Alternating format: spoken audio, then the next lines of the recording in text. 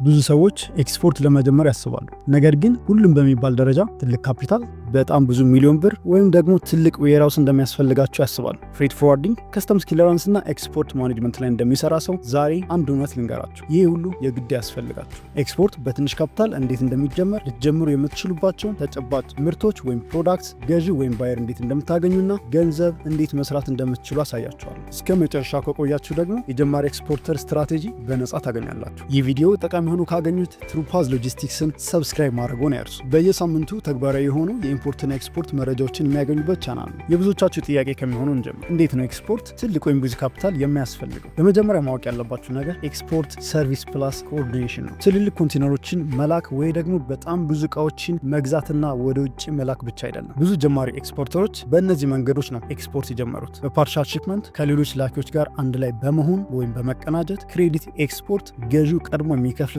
ሁኔታ በማመቻቸት፣ ገዢና ሻጭን ወይም ባየርና ሴለርን በማገናኘት፣ በኮሚሽን ወይም በኤጀንሲ ኤክስፖርት ነው። እናንተ ኢቭን እቃውን ወይም ምርቱን መግዛት ላይጠበቅባችሁ ይችላል። ለዶክመንት፣ ለሳምፕል፣ ለማርኬቲንግ እና ገዢ ለማፈላለግ ከ30 ሺህ እስከ 100 ሺህ ብር ሊበቃችሁ ይችላል። አነስተኛ ሪስክ ነገር ግን ከፍተኛ ትርፍ የሚያስገኙ 4 የኤክስፖርት ዘርፎችን ላሳያችሁ። ከትላልቅ ቡና ላኪዎች ጋር መወዳደራችሁን አቁሙ። ካፒታላችሁ ትንሽ ከሆነ የእናንተ አድቫንቴጅ በማይክሮኒት ውስጥ ነው ያለው። አሁኑን ኤክስፖርት መጀመር የሚያስችላችሁን 4 ምርጥ መንገዶች ልንገራችሁ። የመጀመሪያው ኮሚሽን ቤዝድ ኤክስፖርት ወይም ዘ ብሮከር የምንለው ነው። በቀላሉ ቬሪፋይድ የሆነ ወይም የተረጋገጠ የውጭ ሀገር ገዢን ሰርቲፋይድ ከሆነ የሀገር ውስጥ አቅራቢ ጋር ማገናኘት ነው። በባየርና በሴለር መካከል እንደ ሚዲየም የምትሆኑት እንደ ኳሊቲ አሹራንስ አክት ታደርጋላችሁ። ምክንያቱም ገዢው የሚያውቀውና የሚያምነው እናንተን ስለሆነ ማለት ነው። ክፍያቸው የሚሆነው በፐርሰንት ነው። ከጠቅላላ የጭነቱ ዋጋ ላይ ከ3% እስከ 10% ሊደርስ ይችላል። ይህ የሚሆነው እንደ ስምምነታችሁ ነው። እንደናንተ የኔጎሽሽን ስኪል ይወሰናል ማለት ነው። ይህን ዘዴ የምትጠቀሙ ከሆነ ምንም የግዢ ወጪ አታወጡም። ምንም የምትገዙት ፕሮዳክት እቃ የለም። ዜሮ ኮስት ነው። ሁለተኛው የክሬዲት ኤክስፖርት ነው፣ ዘ ፕሪፔድ ኦርደር። በዚህ ጊዜ ደግሞ ክፍያ ቀድማችሁ ትከፈላላችሁ፣ እቃ ትገዛላችሁ፣ ከዚያም ለባየሩ ትልካላችሁ ማለት ነው። መጀመሪያ አስተማማኝ ገዢ ፈልጉ። ከዚያም እስከ 50% አትሊስት ቅድሚያ ክፍያ የሚከፍልበትን ስምምነት ወይም ሰነድ ድራፍት አድርጉ፣ አዘጋጁለት። ከዚያም ከገዢው ወይም ከባየሩ የተቀበላችሁትን ገንዘብ ከፍተኛ ፍላጎት ያላችሁን እቃዎች እንደ ሰሊጥ፣ ጥራጥሬ፣ እህሎች ወይም ከፍተኛ ደረጃ ያላችሁ ቅመማ ቅመሞች ለመግዛትና ለመላክ ተጠቀሙበት። ይህም ሙሉ በሙሉ በብድር የሚሰራ ስራ ስለሆነ በጣም አዋጭና ምንም ካፒታል የማይጠይቅ ስራ ነው። በዚህ ዘዴ ላይ በጣም ከባዱ ስራ ትረስትድ ባየር ወይም የምትተማመኑበትን ገዢ ማግኘት ነው። ዋንስ ይህን ካገኛችሁ በኋላ በጣም ቀላልና አዋጭ ዘዴ ነው። ሶስተኛው ኤፍሲኤፍቲ ሪጂናል ኤክስፖርት ነው፣ አፍሪካን ኮንቲኔንታል ፍሪ ትሬድ ኤሪያ። በግሌ ስለዚህ ኮንሰፕት ሞር እንድታነቡ ኤክስፕሎር እንድታደረጉ አበረታታችኋለሁ፣ ምክንያቱም በጣም አዋጭ ዘርፍ ስለሆነ። ይህን ዘዴ የሚጠቀሙ ከሆነ የሎጂስቲክስ ሪስካችሁን ወደውን መቀነስ ትችላላችሁ። ኢትዮጵያ እንደሚታወቀው ላንድ ሎክድ ወይም የባህር በር የሌላት ሀገር ስለሆነች ከፍተኛ የሎጂስቲክስ ወጪ አለብን። ይህንን የሎጂስቲክስ ኮስት ከት ለማድረግ አንዱ አማራጭ የአፍሪካ ማርኬት ኤክስፕሎር ማድረግ ነው። የአፍሪካ ሀገራትን በፍሪ ትሬድ ዞን ወይም በነፃ የንግድ ቀጠና በኩል አጭርና ዋጋቸው የሚቀንስ የመርከብ ሩትስ ወይም መንገዶችን ታርጌት እንድታደርጉ ያስችላቸዋል። በተለይ ለጀማሪዎች ሁነኛ አማራጭ። አራተኛው ስሞል ቮሊዩም ኤክስፖርት የምንለው ነው። ይህ ዘዴ ዋነኛ ዓላማ ሃይ ቫሊዩ ፐር ኪሎግራም ወይም ኬጂ ያላቸውን ፕሮዳክት ወይም እቃዎች ኤክስፖርት ማድረግ ነው። አንዳንድ ጊዜ ኤክስፖርት ከምታደርጉት እቃ ዋጋ ወይም ቫሊዩ በላይ ለሎጂስቲክስ ወይም ለሺፒንግ ልትከፍሉ ትችላላችሁ። ይሄ ደግሞ የእናንተ እቃ ባየር ጋር ሲደርስ በጣም ውድ እንዲሆን ያደርገዋል። በተለይ በኤር ኤክስፖርት የምታደርጉ ከሆነ አየር መንገዶች የእቃችሁን የማጓጓዣ ዋጋ የሚያወጡላችሁ እቃችሁ በሚመዝነው ክብደት ወይም ኪሎግራም ወይ ደግሞ በሚይዘው ስፔስ ወይም ቦታ ነው ወይም ደግሞ ሲቪኤም። ስለዚህ የሺፒንግ ወይም የሎጂስቲክስ ወጫችሁን ለመቀነስ ሃይ ቫሊዩ ፐር ኬጂ ያላቸው እቃዎች ላይ ትኩረት ማድረጉ የተሻለ ነው ማለት ነው። ለምሳሌ ያክል የተወሰኑትን እንጥቀስ። ጅንጀር፣ ተርመሪክ፣ ብላክ ኩመን፣ አቮካዶ ኦይል፣ ድራይድ ኸርብስ፣ ስሞል ኮፊ ኦርደርስ፣ ፍሩትስ፣ ጥራጥሬዎች እንዲሁም ማንኛውም ሃይ ቫሊዩ ፐር ኪሎ የሚኖራቸው ምርቶችን መላክ ትችላላችሁ። ንግዳችሁን ከማሳደጋችሁ በፊት በሳምፕል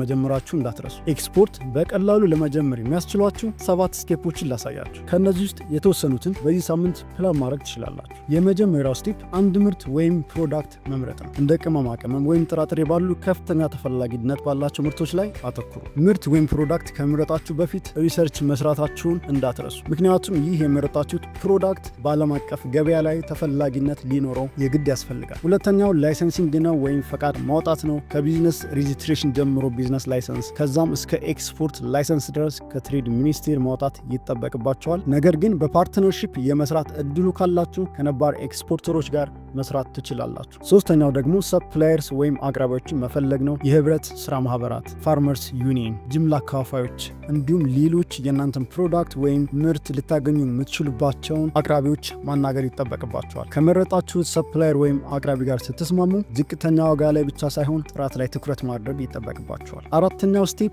ዲጂታል ፕሮፋይል ክሬት ማድረግ ነው። ይሄ እናንተ ወይም የቢዝነሳችሁ ዓለም አቀፍ መታወቂያ ወይም ኢሜጅ ነው። ስለዚህ እነዚህ ነገሮች ማድረግ ይጠበቅባቸዋል። ክሊን ካምፓኒ ፕሮፋይል፣ ባየርስ ኦንላይን አይተው ሊረዱት የሚችሉትና ካች የሆነ የካምፓኒ ፕሮፋይል ያስፈልጋቸዋል። ቢዝነሳችሁን ዲጂታሊ ሪፕሬዘንት ማድረግ አለባችሁ። ሌላው ደግሞ ፕሮዳክት ስፔሲፊኬሽን ሺት ማዘጋጀት አለባችሁ።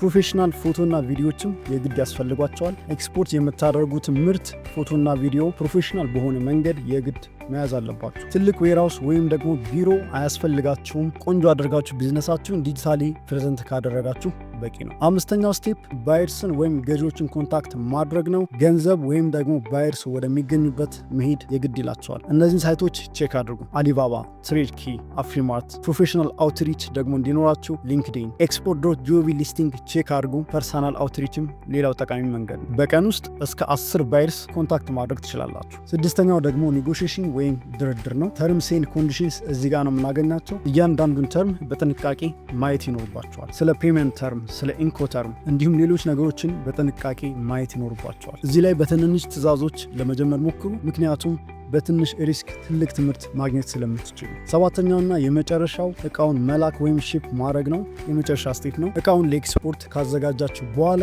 አስፈላጊውን ዶክመንቶች እንዲሁም የከስተምስ ፎርማሊቲ አሟልታችሁ ወደ ውጭ የምትልኩበት የመጨረሻው ስቴፕ ነው። እዚህ የመጨረሻ ስቴፕ ላይ ታማኝ ፍሬት ፎርዋርደር መጠቀም እንዳትረሱ። የጉምሩክን ውስብስብ ፕሮሰስ ሃንድል የሚያደርጉላችሁ እነሱ ናቸው። እናንተ ሴልስ ወይም ዋና ስራችሁ ላይ ትኩረት እንድታደርጉ ያግዟቸዋል። እዚህ ስቴፕ ላይ ከደረሳችሁ ዶንት ወሪ፣ ትሩፓዝ ሎጂስቲክስ ሊያግዛችሁ ይችላል። ኮንታክት አድርጉ። ብዙ ኤክስፖርተሮች እነዚህን ስህተቶች ሰርተው ነው ያለፉት። እናንተም ይህን ተመሳሳይ ስህተት መድገም የለባችሁ። በደንብ አድምጡ። በትክክል ያልተረዳችሁትን ወይም ደግሞ በቂ እውቀት የሌላችሁን ምርት መምረጥ። ትልቅ ካፒታል የግድ ያስፈልገኛል ብሎ ማሰብ ወይ ደግሞ መጨነቅ። ኢንኮተርሞችን ችላ ማለት፣ የገዢዎችን ታማኝነት አለማረጋገጥ ወይ ደግሞ ቼክ አለማድረግ፣ ፑር ዶክመንቴሽን ወይም ደግሞ የተሳሳቱ የጭነት ሰነዶች፣ እንዲሁም በጣም በፍጥነት ለማደግ መሞከር። በመጨረሻም አሁን የማሳያችሁ የኤክስፖርት ስትራቴጂ ኦልሞስት ምንም ገንዘብ አያስፈልገውም። ብዙ ስኬታማ ኤክስፖርተርስ በዚህ መንገድ ነው ኤክስፖርት የጀመሩት። ማይክሮ ኤክስፖርት ስታርት ፕላን ብየዋለው፣ ምክንያቱም በትንሽ ካፒታል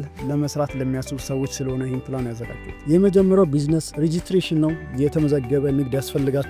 ከዛ ክሊን የሆነ ዲጂታል ፕሬዘንስ ክሬት አድርጉ። ፕሮዳክታችሁን ወይም ምርታችሁን ምረጡ። በደንብ የምታውቁትን ወይም የምትረዱትን ምርት መሆን አለበት። በመቀጠል ገዢዎችን ወይም ባየርስን ኮንታክት አድርጉ። ከ50 እስከ 70 ባየር በሳምንት ኮንታክት ማድረግ ትችላላችሁ። ከተላኩት ሳምፕሎች ውስጥ ከ1 እስከ 2 የሆነ ኦርደር ክሎዝ ለማድረግ ሞክሩ። እነዚህ ኦርደሮች ስሞል ትሪያል ሽፕመንቶች ናቸው፣ ለሙከራ የሚላኩ ሽፕመንቶች ናቸው። ያለ ትርፍም ቢሆን በብሬክፍንም ቢሆን ክሎዝ ለማድረግ ሞክሩ ወይም ለመስማማት ሞክሩ ከገዢዎቻችሁ ጋር። በመጨረሻም በምታገኙት በእያንዳንዱ ትርፍ እንዲሁም የገዢዎችን ትረስት ወይም እምነት በመጠቀም ንግዳችሁን አሳድጉ። በመጀመሪያው ጭነት ዓላማችሁ መሆን ያለበት ትራክ ሪከርድ መገንባት እንጂ ብዙ ትርፍ ማግኘት አይደለም። ያ ትራክ ሪከርድ ነው የእናንተ የመጨረሻ ካፒታል። ኤክስፖርት ለመጀመር ካሰባችሁ ትልቅ ካፒታል አትጠብቁ። በእውቀት በእቅድና በትንሽ ካፒታል ጀምሩ። እውነተኛ ኤክስፖርተርስ የሚጀምሩት በዚህ መንገድ ነው። የቼክሊስት ፒዲኤፍ በነጻ አዘጋጅቼላችኋለሁ። ቴሌግራም ቻናል ላይ ማግኘት ትችላላችሁ። ሊንኩን ዲስክሪፕሽን ላይ አስቀምጬላችኋለሁ። ስለ ኢምፖርትና ኤክስፖርት ተጨማሪ ስቴፕ ባይ ስቴፕ መመሪያዎችን ማግኘት ከፈለጋችሁ አሁኑ